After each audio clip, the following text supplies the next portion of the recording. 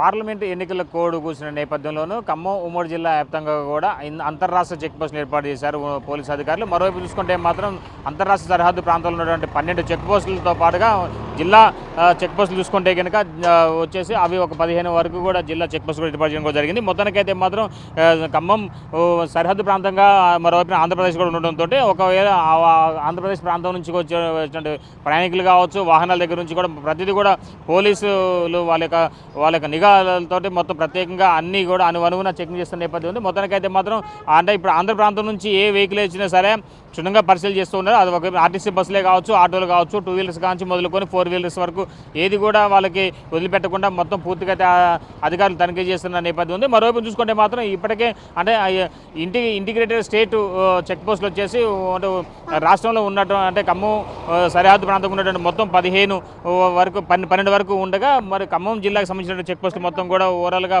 15 check పోస్టులు ఏర్పాటు చేశారు అధికారులు. అయితే ఒకవైపు వల్లభి కావచ్చు, మరోవైపు చూసుకుంటే కనుక బోనకల్లు, అదేవిధంగా మరోవైపు మధుర ఇరపాలెం దగ్గర, అదేవిధంగా కల్లూరు దగ్గర, మరోవైపున చూసుకుంటే కనుక విఎం బంజరా అండ్ సత్తుపల్లి, అశ్వాపురం, అశ్వరావుపేటతో పాటు ఇటు పైనంపల్లి, అదేవిధంగా మరి అటువైపు పోతే కనుక మరి సూర్యాపేట సైడు వివిధ ప్రాంతాల నుంచి కూడా పోలీసులు చాలా క్షుణ్ణంగా పరిశీలన చెక్ పోస్టులు అంతర్రాష్ట్ర చెక్ పోస్టులు ఏర్పాటు చేశారు. అంటే ఆంధ్రప్రదేశ్ రాష్ట్రంలో కూడా పార్లమెంట్ ఎన్నికలు అక్కడ కూడా అసెంబ్లీ ఎన్నికలు జరుగుతున్న నేపథ్యంలోనూ అంటే 2 ఎన్నికలు కూడా ఒకటేసారి వస్తున్న నేపథ్యంలోనూ మొత్తానికి అయితే మాత్రం పోలీసు అధికారులు మాత్రం డేగకాన్ని వేశారు. అంటే ప్రతి ఒక్క వెహికల్ని క్షుణ్ణంగా పరిశీలన చేసుకునే నేపథ్యం ఉంది. మొత్తానికి అయితే మాత్రం ఎన్నికల కోడ్లు నిబంధనలో భాగంగా 50,000 మించి కూడా ఎవరైనా అమౌంట్ రవాణా చేస్తే కనుక వాటికి సంబంధించిన పత్రాలు చూపెట్టాలని చెప్పని అధికారులు ఆదేశించడం జరిగింది. మరోవైపు చూసుకుంటే మాత్రం శుభకార్యాలు కావచ్చు, అదేవిధంగా ల్యాండ్కి సంబంధించిన విషయం కావచ్చు, లేదా హాస్పిటల్ ఖర్చులు కావచ్చు, ఇంకా ఇతర ఏదైనా ఖర్చులకు ₹1,00,000 అంటే 50,000 దాటిన తర్వాత అమౌంట్ ఎంత తీసుకెళ్తున్నా సరే వాటికి కంపల్సరీగా రసీదులు ఉండాలని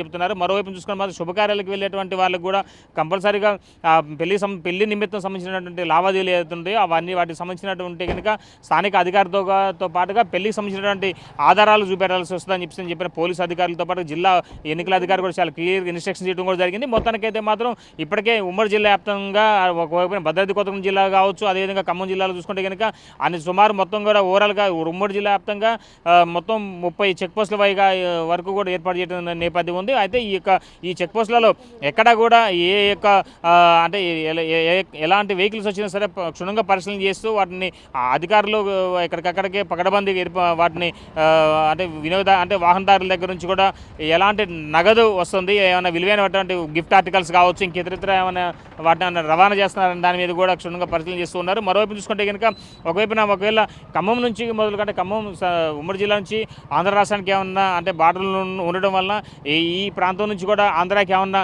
నగదు తరలి వెళ్తుందా అని వేలో కూడా అక్కడ కూడా అంటే ఆంధ్రప్రదేశ్ రాష్ట్ర సంబంధించిన పోలీసులు కూడా సమీపంలోనే మరో చెక్ పోస్ట్ ఏర్పాటు చేయడం కూడా జరిగింది ఇక్కడ గండ్రాయి దగ్గర వల్లభి సమీపంలోనే. అయితే మొత్తానికైతే మాత్రం పోలీసు అధికారులు మాత్రం అంటే కోడ్ కూర్చున్నప్పుడు అంటే సాయంత్రం 6 గంటల నుంచి కూడా అంతర్రాష్ట్ర చెక్ పోస్టులు ఏర్పాటు చేయడం జరిగింది. మొత్తానికైతే మాత్రం ఈ చెక్ పోస్టుల వలన కూడా ఒకవైపున అంటే అమౌంట్ అంటే వివిధ ప్రాంతాలు తరలించే వాళ్ళు కూడా చాలా అలర్ట్గా ఉంటున్నట్టు తెలుస్తూ ఉంది.